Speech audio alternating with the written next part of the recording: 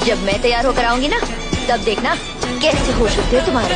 गेली ती तयार व्हायला, तिला तयार व्हायला वेळ लागेल तोपर्यंत काय करू आपण, पालघर पोलीस भरती 2026 मध्ये एक प्रश्न विचारला होता, तो प्रश्न सोडू। प्रश्न काय होता ते बघा, एका महाविद्यालयातील एकूण 4320 विद्यार्थ्यांपैकी 2300 मुली आहेत, तर मुलांची संख्या आणि मुलींची संख्या यांचे गुणोत्तर काढा, असं आपल्याला विचारलं होतं। आता एकूण विद्यार्थी किती आहेत त्याच्यात, एकूण विद्यार्थी महाविद्यालयामध्ये 4320 आहेत, त्यापैकी मुली किती आहेत, मुली आहेत 2300। आता यांच्या जर आपण वजाबाकी केली तर मुलं उरणारे, मुलं किती राहणारे, 0 इथं 2 0 आणि 2, मुलं राहणारे 2020। आता यांच्या काय करायचे, गुणोत्तर, परंतु पहिले मुलांची संख्या घ्यायची आहे, नंतर मुलींची संख्या। आता मुलांची संख्या आहे 2020 आणि मुलींची संख्या आहे किती आहे, 2300। आता यांचे गुणोत्तर घेताना म्हणजे भागाकार करायचा, 0 0 कट होणार आहे। आता इथं दोनाने भाग जातो, बे 1 बे, बे 0 0, बे 1 बे, खाली पण भाग द्या, बे 1 बे, बे 1 बे, किती उरलं 1, एकावर काय घेणार